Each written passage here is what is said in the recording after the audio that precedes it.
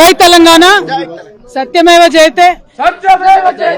మేము ముందు నుండి ఏదైతే తెలంగాణ ప్రజలకు చెప్తూ వచ్చామో అదే విధంగా ఇవాళ కోర్టు కంప్లీట్ గా కేసును పక్కకు పెడుతూ అందరినీ కూడా మరి నిర్దోషులుగా విడుదల చేయడం అనేది సంపూర్ణంగా ఈ దేశంలో న్యాయ వ్యవస్థ పైన మేము పెట్టుకున్నటువంటి నమ్మకాన్ని మరి వమ్ము కాకుండా ఇవాళ న్యాయ వ్యవస్థ కాపాడిందని చెప్పి మేము నమ్ముతా ఉన్నాం.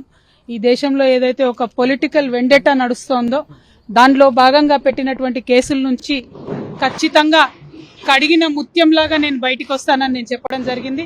మరి అదే విధంగా ఇవాళ రావడం జరిగింది. ఎక్కడ నా తప్పు లేకుండా ఒక రాజకీయ పరంగా ఈ కేసు పెట్టారని చెప్పి మేము పదే చెప్పిందే ఇవాళ నిజమైంది.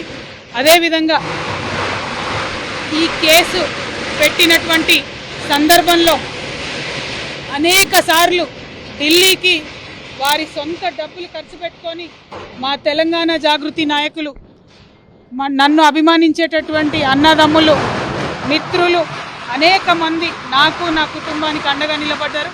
చాలా మంది పేద కార్యకర్తలు డబ్బులు పోగేసుకొని ఢిల్లీకి ఫ్లైట్ టికెట్లు పెట్టుకొని వచ్చినటువంటి వాళ్ళు ఎంతో మంది నాకు తెలుసు. ప్రతి హియరింగ్ కి వచ్చి నాకు ధైర్యాన్ని ఇచ్చిన వాళ్ళు ఎంతో మంది నాకు తెలుసు.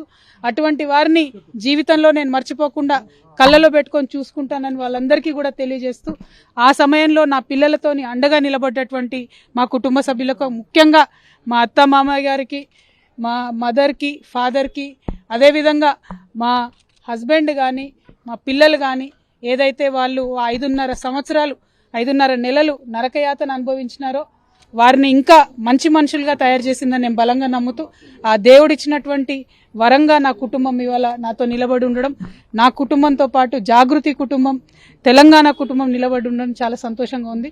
వారందరికీ కూడా ధన్యవాదాలు తెలియజేస్తాను.